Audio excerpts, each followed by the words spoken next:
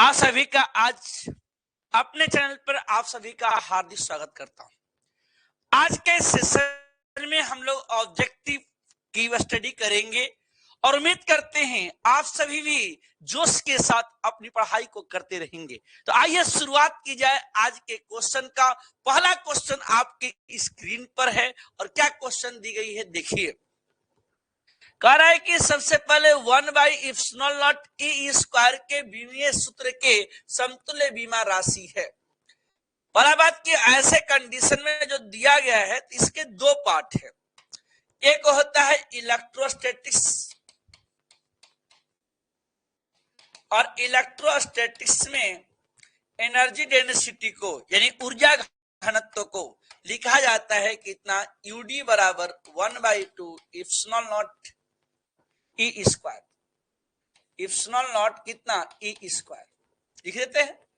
और ऐसा लिखते हैं तो सबसे पहले यहाँ पे मैग्नेटिज्म की बात करें, मैग्नेट की बात करें, इसमें कितना होगा एनर्जी डेंसिटी, तो लिखा जाएगा 1/2 इंटू कितना B square by mu naught, mu square mu naught. ठीक है, तो आपका करेक्ट ऑप्शन क्या होगा बताइए।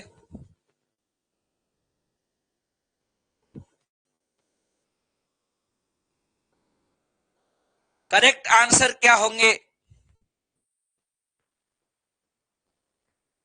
इससे करेक्ट आंसर आपके हो जाएंगे option A. Option A is the correct answer. Option A is the correct answer. Okay,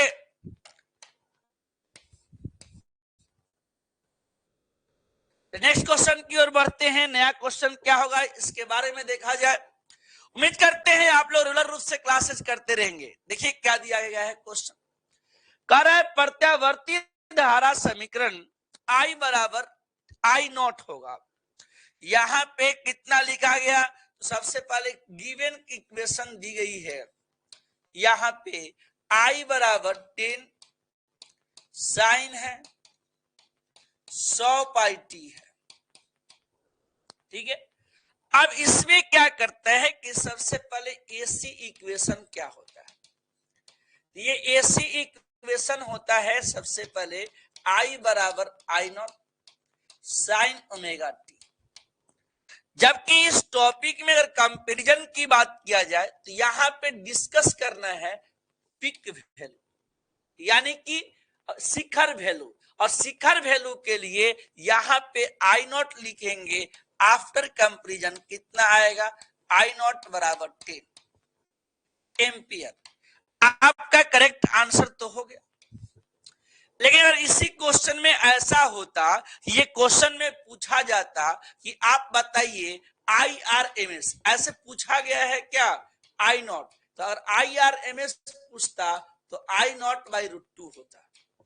लेकिन यहां जो क्वेश्चन दी गई है इसके अनुसार ये क्या पूछ रहा है, पीक वैल्यू ऑफ करंट। यानी पीक वैल्यू ऑफ करंट का मतलब हुआ सिर्फ और सिर्फ कितना, I0। यानी सीधा सा बात है, इसको बोलेंगे peak value of current. Peak value of current धारा का शिखर मान, धारा का शिखर मान। लेकिन अगर IRMS होता तो क्या होता, I0/√2 होता। क्लियर है? तो उम्मीद करते हैं कि आप लोग परफेक्शन के साथ आंसर करते चलेंगे और अपनी नैया को नहीं, एग्जाम की नैया को नजदीक पहुंचाते चलेंगे। चलिए आगे बढ़ते हैं। इसका करेक्ट आंसर आपका हो गया ए। अगला क्वेश्चन है, देखिए यहां पे दो फंक्शन दी गई है। एक दिया गया है यल और कितना आर। कह रहा है यल आर सर्किट की प्रतिबाधा बताइए, इंपीडेंस ऑफ कितना यल आर सर्किट। पहला तो बात यल आर सर्किट की बात किया है तो यल किधर होता है, लीडिंग, तो यहां लिखेंगे वी एल। इसके बाद ये कितना होता है तो वी आर। ठीक है, अगर इसका रिजल्टेंट कैलकुलेट करते हैं नेट कंडीशंस में तो सबसे पहले क्या लिखिएगा, तो यहाँ पे भी नेट बराबर लिखा जाएगा। सर रिजल्टेंट टर्म लिखेंगे तो यहाँ आएगा वी आर का स्क्वायर प्लस कितना वी सी, वी यल का स्क्वायर। तो जब भी आप कैलकुलेशन करते हैं, टर्म बनाते हैं, उससे रिलेटेड सारे टॉपिक के बारे में सोचिए। जैसे मान लीजिए कंडीशन देखा जाए, अगर एक्स एल होता तो क्या लिखते सर? आप बोलते ओमेगा एल लिखते। एक्स सी होता तो क्या लिखते? 1/ओमेगा सी लिखते। तो और आप बताइए सीधा सा, यहाँ वी आर है तो क्या लिखेंगे? तो आई आर। वी एल है तो क्या लिखेंगे? आई एक्स एल। अगर भी से कितना होता, VC होता तो क्या लिखते? तो आप कहते सर आई एक्स सी लिखते। और यहाँ पे नेट है तो क्या लिखते? ये क्वेश्चन थोड़ा ना करने चले हैं भाई, आई जेड लिखते। इसका रिजल्टेंट यहाँ से चलेगा भी नेट। अब अपने को तो निकालना क्या है? इम्पीडेंस, और इम्पीडेंस निकालना है तो सीधा सा बात बताइए, अब क्या चुनना होगा? I Z. यहां पे कितना लिखेंगे? आई आर लिख दिए। आई आर का स्क्वायर प्लस कितना? आई एक्स एल का स्क्वायर। इसके बाद कितना आया? कॉमन करेंगे, आई आउट हो जाएगा। जेड बराबर कितना? R square plus X L का स्क्वायर। अब एक्सएल की वैल्यू कितनी है? एक्सएल की वैल्यू, ये भी एक ऑब्जेक्टिव क्वेश्चन है, इसको बोलते हैं इंडक्टिव रिएक्टेंस। अब यहां कितना आया? आर स्क्वायर प्लस कितना? ओमेगा एल का होल स्क्वायर। ये करेक्ट आंसर आपका हो जाएगा। कौन सा तय किया जाए? इसकी आंसर सही है sir, D. D is the correct answer. Okay. हाँ, किसी को जो भी डाउट रहेगा सबसे पहले आप यहाँ पे काउंटिंग कर लेंगे, ठीक है? बिल्कुल। आप आगे की तरफ बढ़ा जाए। अगला क्वेश्चन आपके स्क्रीन पर आ रहा है और आप भी इंतजार होंगे। जब तक आप तैयारी करिएगा तब तक में आप कोशिश करिएगा सब्सक्राइब चैनल को कर लें, और पर डे आपको मिलेगा ऑब्जेक्टिव क्वेश्चन, ठीक है? स्टडी वे के इस प्लेटफॉर्म पे, साथ ही साथ इस मेरे न्यूज चैनल पे भी। आइए शुरुआत किया जाए। यहां पे कह रहा है एलसी परिपथ कहलाता है। एलसी, एलसी ये तो होता है भाई सीधा सा दोलित्र परिपथ। एलसी कौन परिपथ कहलाता है? दोलित्र परिपथ कहलाता है भाई, सीधा सा बात है। कौन दोलित्र? सिंपल सा था। Next question. पर डे देखते चलिए, बढ़ते चलिए। देखिए इनमें से किसकी तरंग दैर्ध्य सबसे कम है? तरंग दैर्ध्य सबसे कम की बात कर रहा है। देखिए पहला बात की ये इलेक्ट्रोमैग्नेटिक इंडक्शन है। ये क्या है? Electromagnetic wave. लिख दिए। और इसमें कितने पैटर्न होते हैं सर? तो सबसे पहले 7, यानी कि जीकू भीम बार। लिख दिए। अब यहां X4 क्या होता है?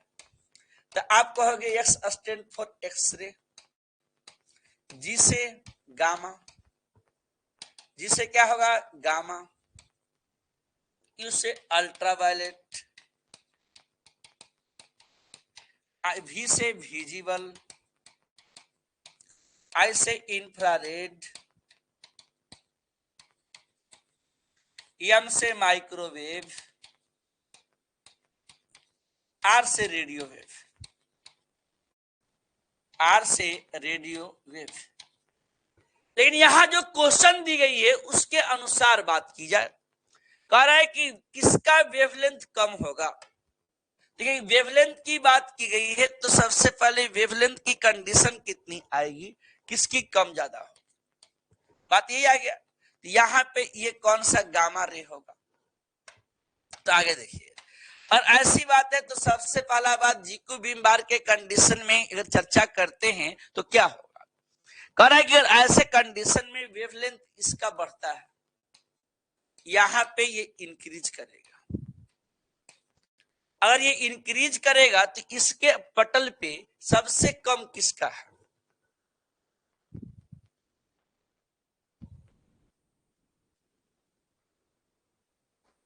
ओके, उल्टा लिखा हुआ यहाँ पे नहीं, बिल्कुल ये होगा जीकू बीम बार।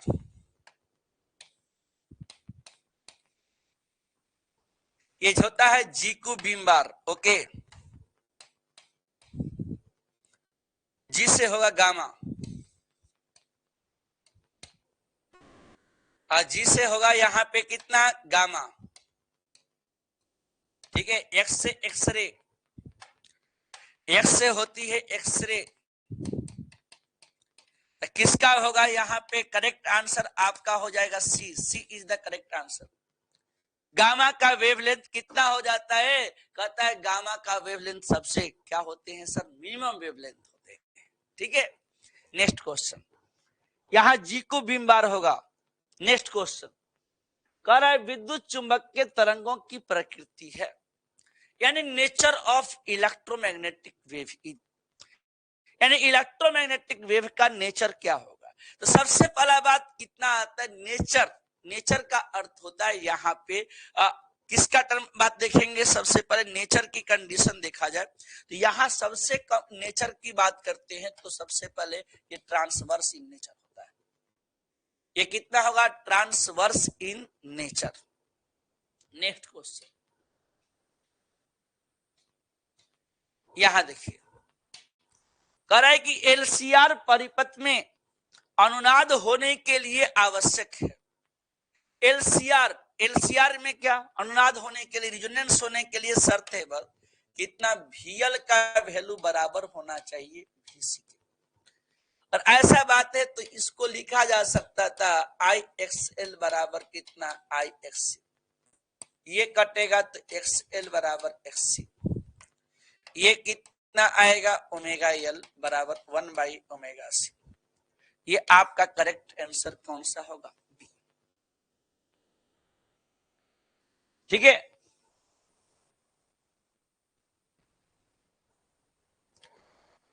चलिए नेक्स्ट क्वेश्चन की तरफ बढ़ा जाए। क्वेश्चन नंबर 8 है, कह रहा है कि यल प्रेरकत्व है, आर रेजिस्टेंस से सी संधारित्र है।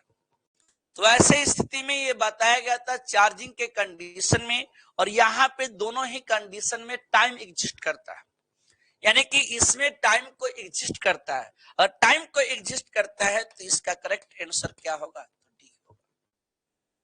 इसकी करेक्ट आंसर कौन सी होगी? तो डी। इसमें दोनों में टाइम एग्जिस्ट करता है, RC और L/R दोनों एग्जिस्ट किसको करता है? तो टाइम को। नेक्स्ट, अब बात आ जाए यहां पे, ताप्त तार एमीटर मापता है प्रत्यावर्ती धारा का। कौन सा कंडीशन मेजर करेगा? सबसे पहले प्रत्यावर्ती धारा के किस फंक्शन को मानता है देखा कर। ये सबसे पहला बात हॉट वायर है, और हॉट वायर मेंटेन करता है किसको? IRMS को, रूट मीन स्क्वायर को, वर्ग माध्य मूलमान। यानी हॉट वायर गर्म तार, गर्म तार क्या करता है? Root mean square of current को फॉलो करता है। यानी इसका करेक्ट आंसर कौन सा होगा? तो सी। चलिए अब बताइए, विस्थापन धारा का मात्रक है, कह रहा है विस्थापन धारा का मात्रक है। आप बताइए डिस्प्लेसमेंट करंट के टर्म में किसका एग्जिस्टमेंट होगा? तो सबसे पहले डिस्प्लेसमेंट करंट है ना, करंट का मतलब ही होता है एम्पियर, और इसका वैल्यू कितना काउंट होता है? करंट का यूनिट कितना होगा? तो एम्पियर। चाहे वो किसी भी तरह का करंट क्यों ना हो, इसमें काउंटिंग करेंगे कितना? तो सबसे पहला बात आएगा इसमें एम्पियर। नेक्स्ट क्वेश्चन अगला देखिए, ये जो बात आ जाता है इसमें इंडक्टिव रिएक्टेंस इज। ठीक है, बड़ा पॉपुलरिटी के साथ चर्चा की जाती है कि इंडक्टिव का अर्थ क्या होता है। जैसे मान लीजिए सपोज दैट आपने लिखा यहाँ पे XL बराबर ओमेगा इंटू L। ठीक है, तो आप ये बताइए ओमेगा बराबर क्या होता है? तो आप कहोगे सर ओमेगा बराबर 2πf होता है। अब आप यहाँ पुट करोगे, आंसर हो जाएगा 2πf इंटू L। कोई आंसर है क्या? तो हाँ, बिल्कुल सही आंसर कौन सा होगा इसमें? ए। 2πf इंटू L, यानी काउंटिंग कितना करेंगे? 2πf इंटू कितना होगा? L। काउंटिंग कर लीजिए। चलिए आगे बढ़िए, नेक्स्ट क्वेश्चन। यहां पे प्रत्यावर्ती धारा के यथार्थ माध्य शक्ति यानी PAVG के कंडीशन को कैलकुलेट करना है। जैसे ही PAVG के वैल्यू को कैलकुलेट करना होगा तो क्या करेंगे? तो सर सबसे पहले यहां पे लिखेंगे PAVG क्या है? तो पीएवीजी के कंडीशन की बात किया जाए तो यहाँ पे पहला नाम आता है IRMS, VRMS, कॉस फाई लिखेंगे, यानी सीधा सा बात यहाँ पे आया, लेकिन यहाँ तो ई दिया है तो ई का मतलब TMF होता है कि यहाँ पे एवरेज कंडीशन की बात करते हैं तो एवरेज कंडीशन के टर्म में कौन सा करेक्ट आंसर होगा, तो डी। पीएवीजी बराबर होता है IRMS, VRMS, कॉस फाई। अब यहाँ चर्चा, जैसे एक ऑब्जेक्टिव आप बनाते हैं तो बहुत सारे ऑब्जेक्टिव हो सकते हैं। IRMS बराबर कितना होगा, I0/√2 होगा। VRMS बराबर कितना होगा, V0/√2 होगा। इसके बाद कितना कॉस फाई का कितना होगा, तो सीधा सा बात लिखेंगे R/Z, इसको बोलते हैं पावर फैक्टर। हाँ, इससे क्या फायदा है कि सर एक ही बार आप सारे टॉपिक को ब्रेक कर दिए, इससे अगला जब ऑब्जेक्टिव आएगा उस समय अपने को समझने में आसानी होगी। और एक ऑब्जेक्टिव का मतलब ही होता है उस ऑब्जेक्टिव के चारों तरफ की फील्डिंग, मतलब एक ऑब्जेक्टिव से बहुत सारे टर्मों को क्रिएट किया जा सकता है। बहुत सारे टर्मों का मतलब होता है कि एक कंडीशन पता है तो उससे हम एक नया भी निकाल सकते थे, और निकालते हैं तभी तो बनता है तेजी से। अब इसके कंडीशन में ऑब्जेक्टिव का दर्द ही कहानी खत्म हो जाती है भाई, जब उसके आगे पीछे बात कर लेंगे। ठीक है, अगला देखिए, यहां कह रहा है LR परिपथ में कलांतर होता है। अब बात तो ये आ गई कि LR परिपथ में कलांतर यानी कि फेज की बात कर रहा है। फेज का कंडीशन कितना होता है सर, तो सबसे पहले इस प्रकार से शुरू करेंगे, और जैसे ही यहां शुरू किए तो L तो लीडिंग में है और R यहां पे है, तो आप ही बताइए इसका रिजल्टेंट कहां से सेंटर जाएगा, यहां से। ये कितना होगा सर, V नेट होगा तो कितना लिखेंगे, फाई। हो गया। अब जैसे ही ये फाई आया बताया जाए क्या होगा, तो यहाँ पे तो tan फाई लिखेंगे कलांतर के लिए। tan फाई बराबर कितना होगा, VL/VR। अब बताइए VL तो ठीक है सर, यहाँ पे क्या लिखिएगा, तो इसका होगा IXL/IR। I से I धीरे से चलेगा तो क्या बनेगा, बाई आर, यानी सीधा सा टर्म आ गया क्या, tan फाई बराबर कितना, ओमेगा L बाई कितना R। देन फाई बराबर कितना लिखेंगे, tan inverse omega L by कितना R।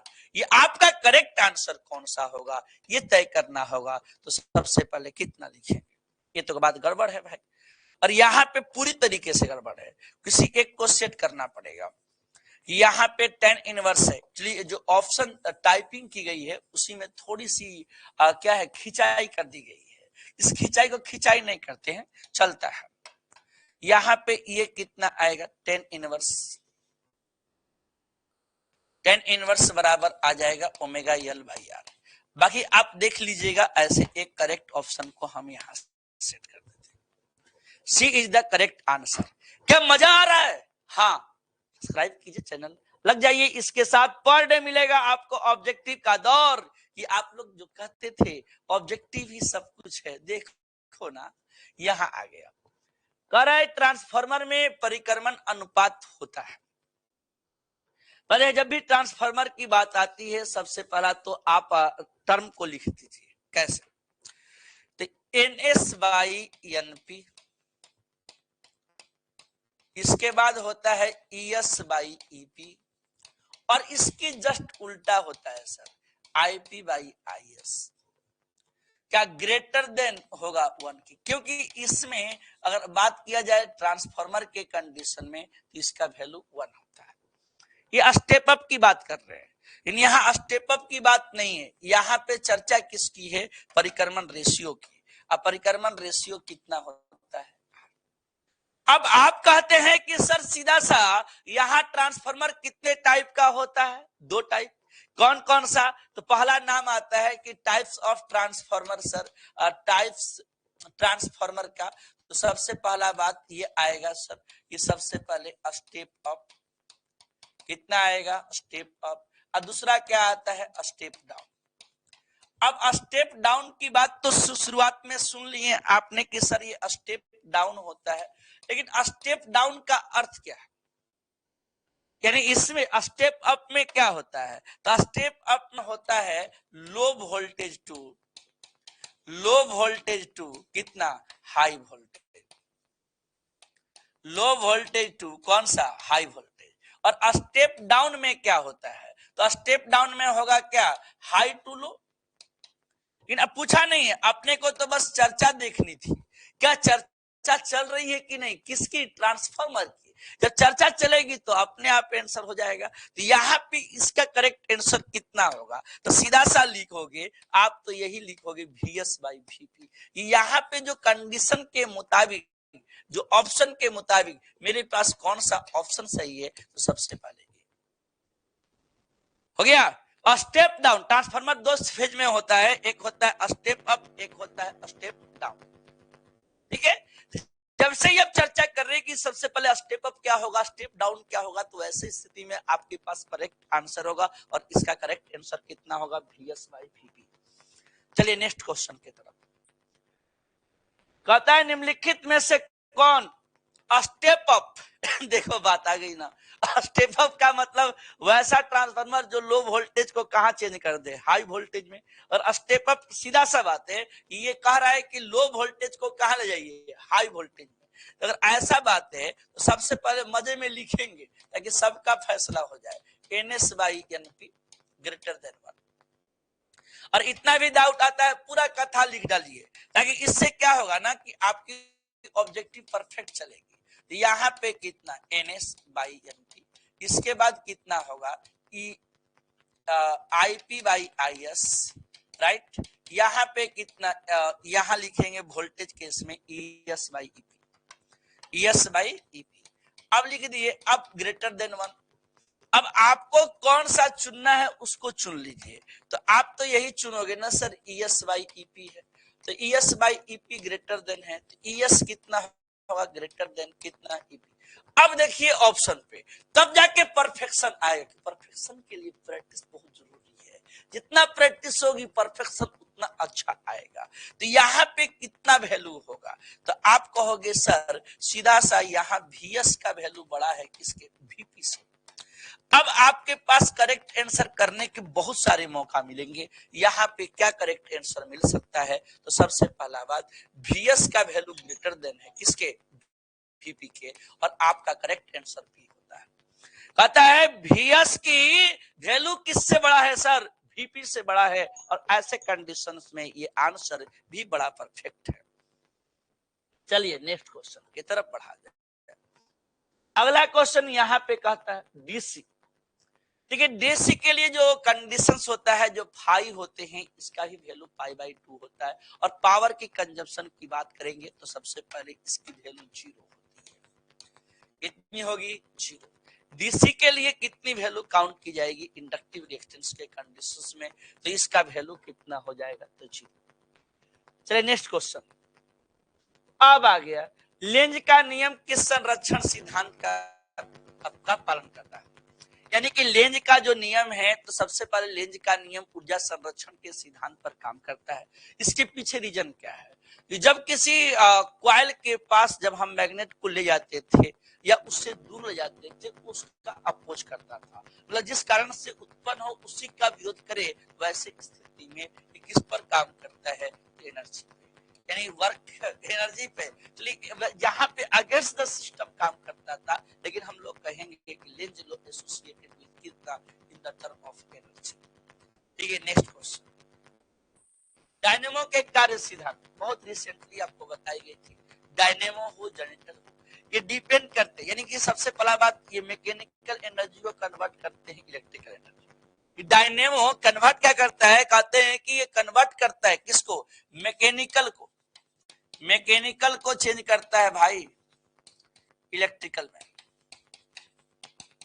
ये बात सही है कि मैकेनिकल को चेंज करता है इलेक्ट्रिकल में। अगर ऐसा करता है तो ऐसे स्थिति में ये कंडीशन किस पर चलेगा, तो सीधा सा बात आता है, यहाँ पे ये कंडीशन होगा विद्युत धारा के कंडीशन पे नहीं होगा। यहाँ पे कितना होगा, विद्युत चुंबक के प्रेरण के सिद्धांत पर काम करता है। किस सिद्धांत पर काम करता है, विद्युत चुंबक के सिद्धांत पर काम करता है। इसका आंसर कौन सा होगा, तो बिल्कुल परफेक्ट आंसर होगा आपका बी। Next question. अब आइए, ठीक है, जब कहीं भी न्यूमेरिकल आता है और खास करके ऑब्जेक्टिव टाइप पहले तो आपको फॉर्मूला पता होनी चाहिए। पहला कंडीशन कह रहा है कि किसी टर्म में यहाँ पे जो टर्म दी गई है इसकी कंडीशन क्या है, यहाँ पे दिया गया है 12 ओम, रेजिस्टेंस 12 ओम हो गया, जबकि इंपीडेंस कितना है तो सबसे पहले जेड का वैल्यू है 15 ओम, तो यहाँ पे क्या लिखा जाएगा तो cos फाई बराबर कितना r बाई जेड। अब r का वैल्यू 12/15 कितना लिखिएगा इसको, तो आप सीधा कहोगे सर डिवाइड करेंगे 0.8 आएगा, तो 0.8 जो भी आंसर है आपका परफेक्ट आंसर है। क्लियर है, कितना आएगा 0.8 इज द करेक्ट आंसर। चलिए नेक्स्ट क्वेश्चन, यहां देखिए, ये तो कहते हैं ना बोनस पे नहले पे दहला वाली बात होती है। ये एक जमाना था जब हम लोग तैयारी किया करते थे जिसकी कंडीशन हुआ करती थी इलेक्ट्रोस्टैटिक, वहां पे ऐसा था सर 1/2 हाफ CV। आज की कंडीशन में ये टर्म कितनी आएगी, तो सीधा सा बात है कि आज लिखेंगे हाफ LI²। ये किसके कंडीशन में है, सबसे पहले inductance in the term of L। इसका करेक्ट आंसर कौन सा होगा, तो आपका करेक्ट हो जाएगा डी, 1/2 हाफ LI² के कंडीशंस में यहाँ पे वैल्यू को कैलकुलेट कर लेंगे। तो नेक्स्ट क्वेश्चन चलते हैं, यहां कह रहा है LR परिपथ का शक्ति गुणांक। अभी बात कर रहे थे इंपीडेंस की और यहाँ पे तो पावर फैक्टर ही आ गया, तो पावर फैक्टर आया तो सबसे पहले आप ये बताओ यहाँ पे क्या लिखोगे, cos फाई बराबर कितना होता है r बाई जेड होता है। r तो r है सर, जेड का टर्म कितना लिखिए, जेड का टर्म लिखी जाएगी रूट में कितना r² प्लस कितना ओमेगा एल का कितना हो जाएगा तो स्क्वायर हो गया। अब ये तरीका तो आ गया, यहाँ पे कौन सा करेक्ट आंसर किया जाए, तो सीधा सा आपका आंसर हो जाएगा कौन सा, B is the correct answer. चलिए बात क्या है कि यहाँ पे पहले आपको पावर फैक्टर पता होना चाहिए।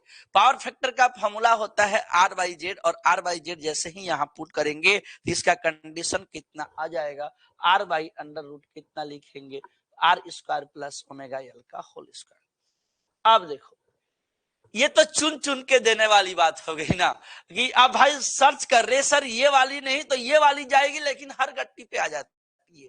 ये बात किसकी हो रही है, अल्टरनेटिंग करंट के सीरीज की। तो यहां कह रहा है कि प्रत्यावर्ती धारा में यदि धारा I एवं वोल्टेज V के बीच कालांतर फाई हो तो वाटहीन करंट साइन होता है सर। इसका कितना होगा I साइन फाई। नेक्स्ट अगले क्वेश्चन की तरफ चला जाए। नेक्स्ट क्वेश्चन बहुत ही यूनिक होगा जैसा कि आप जानते हैं। अब आ जाइए,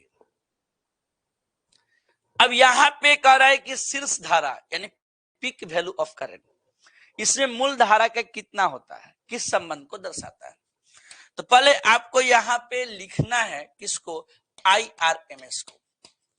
IRMS बराबर होता है सर I0/√2, यानी ये I0 बराबर कितना आ गया सर, तो इसका वैल्यू लिखेंगे √2 कितना IRMS हो गया। और इसका करेक्ट आंसर कौन सा होगा, तो सीधा सा करेक्ट आंसर ए होगा I0√2 IRMS। ठीक है, अब इससे कंडीशन देखिए, जिस बहुत अच्छा क्या करेगा, इधर से इधर लपेटना चाहता है, नहीं भाई पहले आप पूरी इक्वेशन लिखें IRMS और रूट के बीच कि इसका वैल्यू तो जानते होंगे I0/√2 होता है, और ऐसा होता है तो रिलेशन क्रिएट करने में, रिलेशन तोड़ना बड़ा आसान है, बनाने में बड़ा मेहनत करनी पड़ती है, तो उसको बनाते समय थोड़ा तगड़ा चलाते हैं ना। कितना आएगा I0 कितना RMS। अब आइए छोटा सा एक न्यूमेरिकल है, कैसे शुरुआत किया जाए। तो पहले इस क्वेश्चन को में क्या गिवन है पहले इसको देखना पड़ेगा। तो यहाँ पे पहले वाले में दिया था V बराबर 50 साइन है 100t है, तो इस कंडीशन में इसका वैल्यू कितना लिखिएगा V0 बराबर 50, चलो ठीक है, चल जाएगा। आई बराबर कितना है 40 से साइन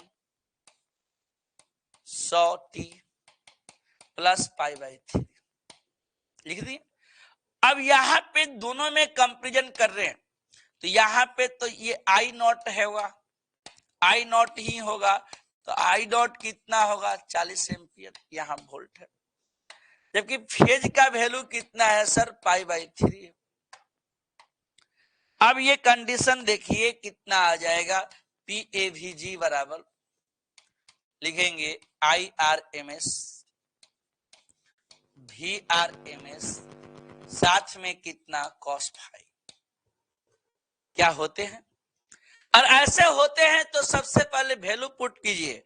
IRMS का वैल्यू कितना है, तो इसका वैल्यू होता है I0/√2।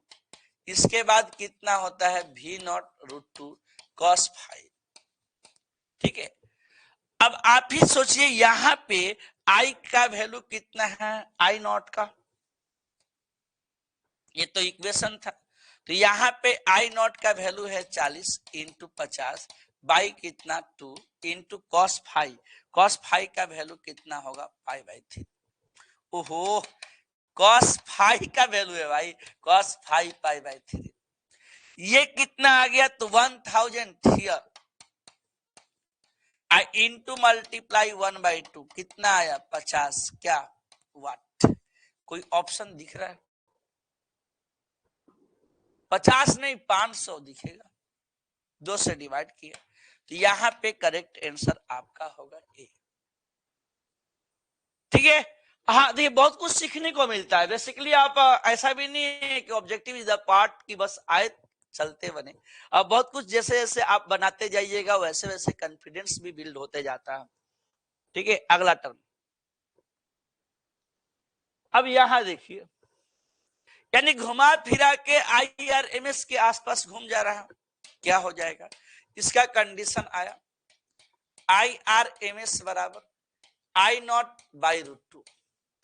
ठीक है, अब I0/√2, लेकिन इसका एक टर्म और हो जाएगा 0.637 I0। तो कोई आंसर आपके पास है? नहीं नहीं नहीं नहीं नहीं नहीं, नहीं। इसका हो जाएगा 707 I0। कैसे, तो यहां देखिए I0 बाई यहां पे 414 से डिवाइड करेंगे। ठीक है, और इसका करेक्ट आंसर आपका हो जाएगा कितना बी। हाँ, इसका करेक्ट आंसर हो जाएगा B, B is the correct answer. Okay, आगे चलिए नेक्स्ट क्वेश्चन की तरफ बढ़ा जाए। यहाँ देखिए कितना बार बताया गया एक ही बात, ये सर पावर फैक्टर कितना होगा। यहाँ पे थोड़ा सा मिस्टेक है, थोड़ा टाइपिंग चलता रहता है उतना। यहाँ पे कितना आएगा R/Z, यानी R एक रेजिस्टेंस है और Z यहाँ इंपीडेंस है। Z का यूनिट क्या होता है, तो ओम होता है। अब देखिए बेसिकली अगर आपको ये क्लास अच्छी लग रही है तो जरूर कमेंट किया करिए, क्या क्लास चल रही है या फिर आपको क्या रिक्वायरमेंट है। ये अभी ऑब्जेक्टिव सीरीज स्टार्ट की गई है दैट फॉर द एग्जाम, ताकि बिहार बोर्ड के जो एग्जाम हैं बहुत सारे ऐसे भी और एग्जाम होंगे जहां पे ऑब्जेक्टिव आते हैं, उससे बच्चों को लाभान्वित हो सके और पूरी सेशन को देख सके। ठीक है, आगे आइए। यहाँ देखिए डोमेस्टिक में घरेलू में क्या यूज होता है, तो पहला बात की फ्रीक्वेंसी तो फिक्स है सर 50 Hz होगा। फ्रीक्वेंसी की तो टेंशन ही नहीं है सर, आप निश्चिंत रहो। ठीक है, इन कितना होता है 220 वोल्ट से कहां तक 50 हर्ट्ज तक, ये फिक्स टर्म रहता है। नेक्स्ट क्वेश्चन, अगला क्वेश्चन यहां पे है, कहता है कि विद्युत चुंबकीय तरंगों के संचरण की दिशा होती है। देखिए सबसे पहला बात कह रहा है कि ई और बी, ई और बी का मतलब होता है electric field and magnetic field क्या होते हैं। वैसे स्थिति में यहां से कितना कंडीशन आएगा, तो कह रहा है कि सबसे पहले ई और बी तो एक दूसरे के समानांतर होते हैं, पैरेलल टू कितने ई क्रॉस बी। ठीक है, पैरेलल टू कितना ए क्रॉस बी। ई का मतलब होता है इलेक्ट्रिक फील्ड और बी का मतलब होता है मैग्नेटिक फील्ड। ठीक है, अगले क्वेश्चन की तरफ चला जाए। यह कह रहा है कि समय के बदलते हुए विद्युतीय क्षेत्र के कारण विद्युत धारा को परिभाषित होता है। ठीक है, अब ऐसा कंडीशन है तो सबसे पहले ये कैसे होगा? तो समय के बदलते कंडीशंस के साथ ये चेंज होता है, तो कौन सी धारा यहाँ पे संभव होगी तो देखा जाए। यहाँ पे थोड़ा सा क्वेश्चन में बारीकी मिस्टेक है। अब यहाँ पे आई है, आई के कंडीशन के बाद यहां दी गई थी epsilon naught D phi E by D T, ये ऐसा एक कंडीशन था। जब ऐसे कंडीशन में कितना कंडीशन आता है तो यहाँ पे जो चर्चा की जाती है इसके टर्म में, ये कौन सी करंट है तो इसको बोलते हैं डिस्प्लेसमेंट करंट। इसे कहा जाता है क्या? Displacement current. बिल्कुल करेक्ट आंसर होगा कौन सा? विस्थापन धारा।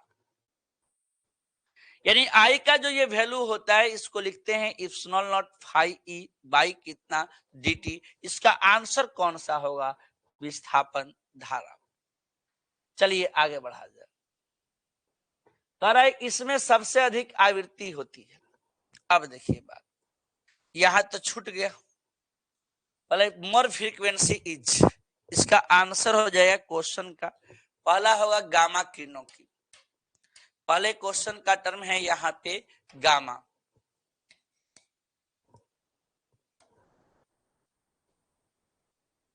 ठीक है, गामा रेज। इसके बाद यहां पे आता है गामा के बाद ब्लू लाइट,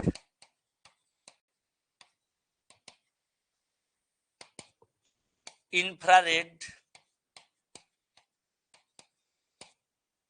ठीक है, अब इसके बाद आता है पराबैंगनिक विकिरण।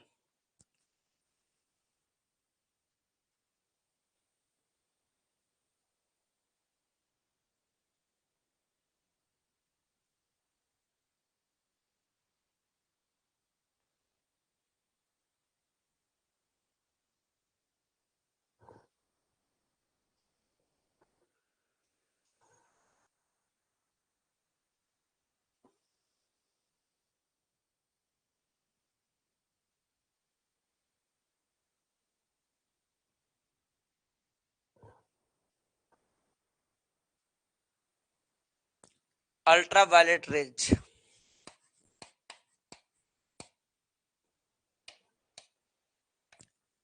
Ultra violet rays. तो इसका करेक्ट आंसर हो जाएगा, एक ऊपर में गलती हो गया था, थोड़ा देख लीजिएगा। इसका कंडीशन हो गया जीकू भीम बार।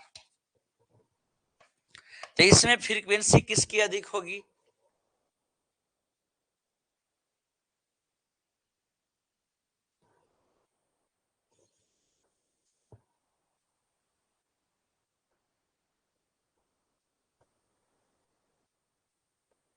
गामा की। नेक्स्ट चलिए, एलसी परिपथ की आवृत्ति होती है। एलसी परिपथ की आवृत्ति कितनी होगी? तो सीधा सा इसका करेक्ट आंसर हो जाएगा बी। कितना? एफ बराबर अंडर रूट में कितना लिखेंगे? 1/2 अंडर रूट एलसी। 1/2 रूट में कितना होगा? एलसी।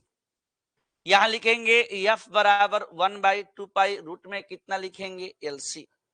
ठीक है, अगला क्वेश्चन। यहां पे सामने क्वेश्चन दी गई है, क्या दी गई है? सबसे पहले कह रहा है द इक्वेशन, यानी कंडीशन दिया गया है कितना, तो यहां दिया गया है आई बराबर 0.6 साइन और 200 पाई टी। ठीक है, यहां से उठाएंगे ओमेगा बराबर 200 पाई, ये कितना हो जाएगा? 2 पाई एफ बराबर कितना? 200 पाई। यहां से ये कटेगा तो कितना होगा? 2 पाई से 2 पाई, एफ बराबर बनाएंगे, सीधा सा बात है 100। और इसका करेक्ट आंसर कौन सा होगा? तो ये करेक्ट आंसर हो जाएगा D. D is the correct answer. ठीक है, तो इसके बाद आगे चलते हैं, नेक्स्ट क्वेश्चन की तरफ बढ़ते हैं। कह रहा है कि किसी प्रणालिका का कंडीशन है, तो यहाँ पे यल होगा, ये कितना हो जाएगा? सबसे पहले किसी प्रणालिका की लंबाई यल तथा अनुप्रस्थ परिच्छेद कितनी है? तो सबसे पहले आई है, तो n फेरों की, यहाँ पे n फेरे होंगे, n फेरों की इस प्रणालिका का स्वप्रेरकत्व होगा। तो सबसे पहला बात, इसका करेक्ट आंसर हो जाएगा आपका A is the correct answer, A is the correct answer. Okay, next question, ठीक है। अगला क्वेश्चन यहां पे है, कह रहा है कि L1 एवं L2 स्वप्रेरकत्व वाली कुंडलियां हैं, एक दूसरे के निकट रखी जाती है, तो ऐसे कंडीशंस में इसका वैल्यू होता है यम, कितना रूट में लिखेंगे? L1 into L2, L1 into कितना? L2। ओके, नेक्स्ट चलिए यहां पे। अब ये क्वेश्चन थोड़ा सा ध्यान रखने वाली बात है, यहां क्या क्वेश्चन दी गई है? म्यू नॉट इप्सिलॉन नॉट का टर्म, यानी मात्रक। ठीक है, पहला बात की, सबसे पहला बात ये देखना पड़ेगा कि इसका यूनिट क्या होगा, यही ना बात, यानी इसका यूनिट निकाल देना है बस। इसका यूनिट निकालते समय सबसे पहला टर्म क्या होगा कि पहले तो ये काउंट करना पड़ेगा ये आया कहां से है, तो यहां लिखेंगे c बराबर रूट में लिखा जाएगा इसका वैल्यू कितना? म्यू नॉट, इसके बाद इप्सिलॉन, स्क्वायर कर देंगे दोनों साइड, करना क्या है? स्क्वायर, तो कितना हो जाएगा? c स्क्वायर, इधर कितना? म्यू नॉट, इसके बाद इप्सिलॉन, ये कितना आएगा? म्यू नॉट, इसके बाद epsilon naught into c square. तो आप बताइए सीधा सा, अगर इतना बात पता है तो इसका वैल्यू रखेंगे, कैसे आएगा? तो यहाँ पे इसका वैल्यू लिखेंगे तो कितना वैल्यू हुआ? तो ये टर्म तो आ गया म्यू नॉट इप्सिलॉन नॉट, यहां तक तो आप आ गया। अब इस टर्म को ज्यों का त्यों उतार लीजिए, mu naught epsilon naught, mu naught का वैल्यू यहां पुट कीजिए, म्यू नॉट का वैल्यू है कितना? 1 by epsilon naught into C square, right. अब जैसे ही लिखे तो इसका वैल्यू तो यहीं पर है 1 बाई इप्सिलॉन नॉट, तो कितना हो जाएगा सर? इसको रूट में लिखेंगे, ये टर्म आ जाएगा 1 इप्सिलॉन नॉट, इसके बाद सी स्क्वायर, ठीक है। इसके बाद ऐसे यहां से कौन बाहर जाएगा? तो यहां से बाहर जाएगा इप्सिलॉन नॉट, इसके बाद कितना आएगा? C2। अब यहां पे इप्सिलॉन नॉट का टर्म लाते समय यहां लिखना पड़ेगा F बराबर 1 by 4 pi epsilon not Q1 Q2 by कितना है? R square, Q1 Q2 by कितना है? R स्क्वायर, लिख दिए। अब ये इप्सिलॉन नॉट है सर, कितना लिखेंगे? 1 बाई 4 पाई F, इसके बाद Q1 Q2 बाई कितना है? R स्क्वायर, ये हो गया C2N, इसके बाद पावर 2 हो गया इप्सिलॉन नॉट का। अब यहाँ पे इसका वैल्यू पुट करना है, वैल्यू पुट करना है तो C2 यहाँ तो क्या होगा? कूलम होगा, तो C2 लिख दिए, बाई कितना लिखेंगे? Newton metre square. इन ये स्पीड ऑफ लाइट है सर, स्पीड ऑफ लाइट है तो क्या करेंगे? स्पीड ऑफ लाइट का तो यहाँ पे लिखेंगे मीटर पर सेकेंड स्क्वायर, यही मीटर हो गया।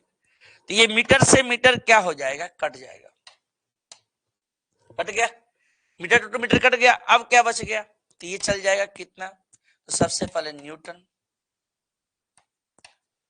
गलती हो रहा है, रुक जाइए 1 मिनट,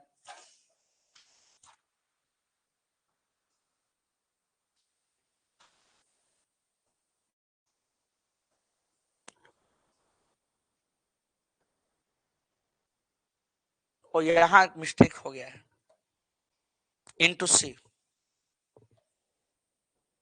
सी का मतलब यहां पे आया मिस्टेक था तो इसको लिखेंगे मीटर पर सेकेंड। तो ये मीटर पर सेकेंड आ गया, तो बताइए क्या करेंगे? यहां पे लिखेंगे मीटर पर सेकेंड, इसका वैल्यू रखेंगे, तो ये कितना हो जाएगा? तो न्यूटन मीटर सेकेंड बाई सी पे पावर 2। न्यूटन का मतलब हो गया M L T पे पावर -2, इसका लेंथ का यल, सेकेंड का कितना यहाँ पे टी, इसके बाद यहाँ चार्ज था ए स्क्वायर टी स्क्वायर, 2 बार था, तो यहां मल्टीप्लाई करेंगे तो कितना आएगा, यम यल पे पावर हो जाएगा 2, टी पे पावर आ जाएगा -3, ए पे पावर आ जाएगा -2। ये क्या होता है सर, रेजिस्टेंस। और रेजिस्टेंस का कितना होगा सर, तो ओम। करेक्ट हो गया। रेजिस्टेंस का आंसर कितना आ जाएगा, तो सबसे पहले ओम आ जाएगा। चलिए नेक्स्ट क्वेश्चन की तरफ पढ़ा जाए। क्या कहता है क्वेश्चन यहां पे कि आप बताइए प्रेरकत्व का एसआई मात्रक क्या होगा। यानी प्रेरकत्व की एसआई मात्रक निकालेंगे तो कैसे। ये आज तक तो रटते थे कि प्रेरकत्व मतलब हेनरी, हम भी कह रहे हैं प्रेरकत्व मतलब हेनरी होता है, लेकिन कैसे। यहां पे कितना ओमेगा यल इंटू कितना यल, यहां पे लिखेंगे तो यल बराबर कितना आएगा, XL बटा में ओमेगा। ठीक है भाई, तो आप ही बताओ, इसका तो होता है ओम, यहां हो गया पर सेकेंड, तो ये कितना ओम सेकेंड, और ओम सेकेंड कौन सा आंसर दिख रहा है आपको, तो सीधा सा बात है sir, ohm second is the correct answer. ठीक है, आगे बढ़िए।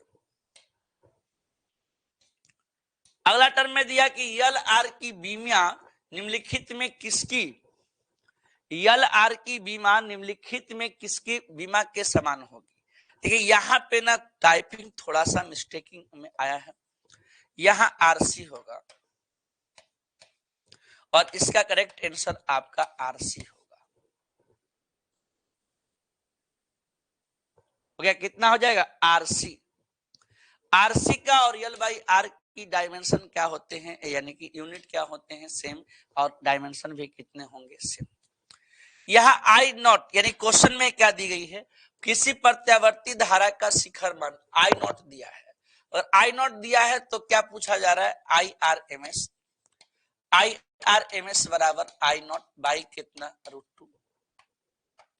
तो यहां पे लिखिएगा तो कितना आएगा, 5 रूट में 2, अब बाई कितना लिखेंगे तो √2, कट जाएगा तो कितना होगा, 5 एम्पियर। करेक्ट आंसर कौन सा टिक करेंगे, इसका करेक्ट आंसर हो जाएगा 5 एम्पियर। क्लियर, इसका करेक्ट आंसर हो जाएगा कितना, 5 एम्पियर। कैसा लग रहा है ये क्वेश्चन सेशन, और उम्मीद करते हैं आप लोग बारीकी से चलाते चलेंगे।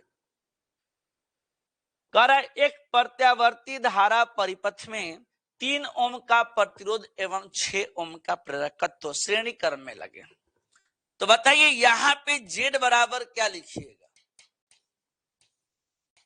आर स्क्वायर प्लस XL का स्क्वायर। आर का वैल्यू कितना है, 8 का स्क्वायर प्लस 6 का स्क्वायर, कितना हो जाएगा 64, प्लस कितना 36, जोड़ेंगे तो कितना आएगा, जोड़ेंगे तो ये आ जाएगा सर 100, और 100 का रूट कितना हो जाता है, तो सबसे पहले 10 ओम। कौन सा करेक्ट आंसर होगा सर, तो B, B is the correct answer. Okay, चलिए शुरुआत किया जाए और जो उसमें चलते चले आगे की तरफ बढ़ते चले। अब कहता है यानी तप्त एमीटर और तप्त तार वोल्ट मीटर दोनों का कार्य सिद्धांत होता है। ये तो देखिए भाई सीधा सा बात है, ये उष्मीय होगा। ये बात क्या होता है, तब क्यों होता है, कि ये हीटेड हो जाता है। जब हीटेड हो जाता है तो करंट की वैल्यू क्या हो जाती है, बढ़ जाती है। चलिए आगे की तरफ बढ़ा जाए। क्वेश्चन नंबर नेक्स्ट, यहां देखिए ये क्वेश्चन क्या कह रहा है, पहले इसके ऊपर देखा जाए तो कंडीशन क्या कह रहा है, कह रहा है the power factor of purely inductive circuit. बताए थे शुरू में भी, रिपीट कर गया ये क्वेश्चन। इसका वैल्यू कितना होता है, तो 0। इसकी वैल्यू कितनी काउंट की जाएगी, तो सबसे पहले कितना होगा सर, प्योरली का वैल्यू कितना, 0। इसका फेजर क्या होते थे, π/2 होते थे, और PAVG पे चढ़ते हैं तो सीधा सामान कितना आता है, तो 0। कहता है किसी ट्रांसफार्मर में क्या संभव नहीं है, किसी ट्रांसफार्मर में क्या संभव नहीं है। देखिए ट्रांसफार्मर से कभी भी ट्रांसफार्मर से कभी भी क्या काउंट नहीं की जाती है, तो सबसे पहले डीसी करंट काउंट नहीं होती है। यानी सीधा सा बात है, यानी ट्रांसफार्मर में कभी संभव नहीं है कौन सा, डायरेक्ट करंट। डायरेक्ट करंट कभी संभव नहीं है यानी डीसी के अंदर में। यानी ट्रांसफार्मर तो एसी से चलता है, और एसी से चलता है, इसका मतलब सीधा सा बात है एसी ही होगा, और यहाँ पे डीसी का चांस तो है ही नहीं। नेक्स्ट क्वेश्चन है, निम्नलिखित में कौन सी तरंगे विद्युत चुंबकीय तरंगे नहीं है? ये यहाँ पे आता है जीकू बीम बार। जीकू बीम बार में आपको ये बताना है कि इसमें कौन सा है और कौन सा नहीं है। तो इसमें गामा नहीं है, गामा तरंगे है ही नहीं, बाकी तो एग्जिस्टमेंट में है। नेक्स्ट देखिए, अब देखिए ये जो डायमेंशन, ये जो इक्वेशन दिया गया है, ये पहला बात की एनर्जी डेंसिटी है, और इसका कंडीशन होता है एनर्जी बाय वॉल्यूम।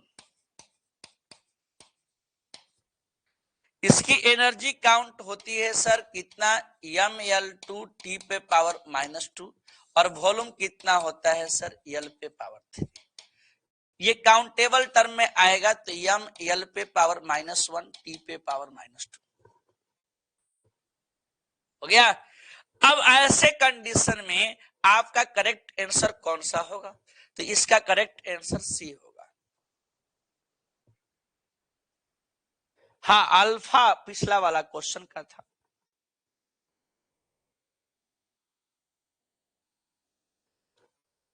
चलिए नेक्स्ट, चलिए ये देखिए 45 नंबर। यहां पे आपको दिया गया है रेजिस्टेंस कितनी, तो सबसे पहले 400, यहां फाई है, तो ई बराबर क्या लिखिएगा, D phi by D T.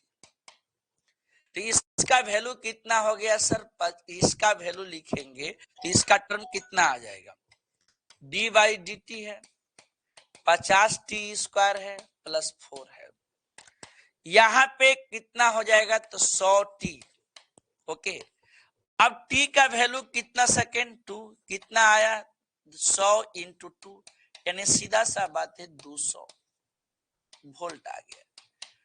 अब क्या निकालना है इससे, आपको निकालना है करंट, और करंट निकालने के लिए क्या की जाती है सर, तो सबसे पहला बात I बराबर E बाई आर की जाती है। E का वैल्यू कितना है 200, और R का वैल्यू कितना होता है 400।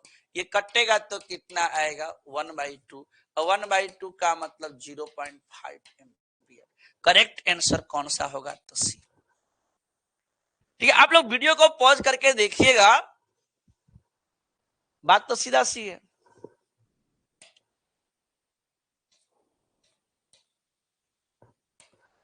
कहता है ट्रांसफार्मर में किस प्रकार की, यहां टर्म समझिएगा, ट्रांसफार्मर में किस प्रकार की हानि नहीं होती है, यानी which type of loses does not occur in transformer.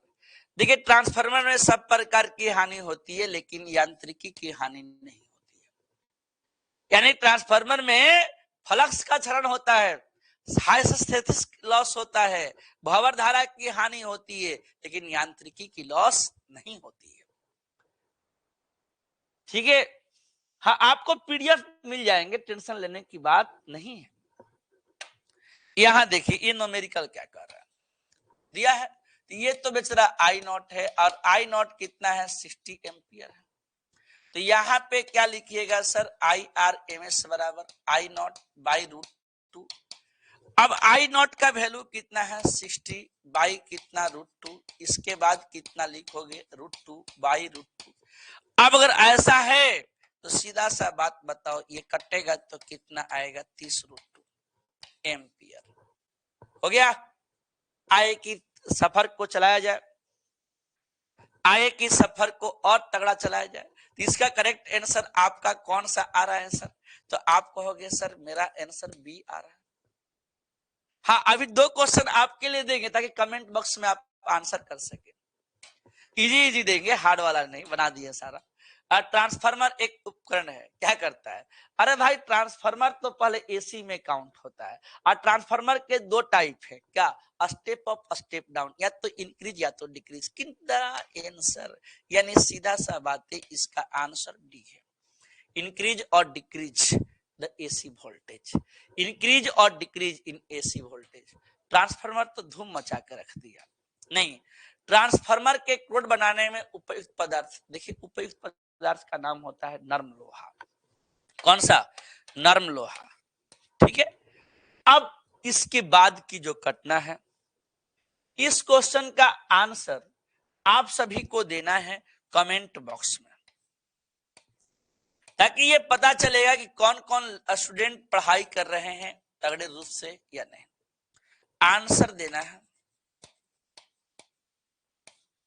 ठीक है, कमेंट बॉक्स में, ताकि पता चलेगा कि आपने परफेक्शन से बनाया या नहीं। कैसा लगा ये वीडियो जरूर अपने कमेंट लिखा करिए, और उम्मीद करते हैं आप लोगों से मजबूती के साथ आप लोग मेरे साथ जुड़े रहेंगे एग्जाम तक, और अपनी दम को यानी अपनी एजुकेशन की पावर को लगाते रहेंगे। Thank you.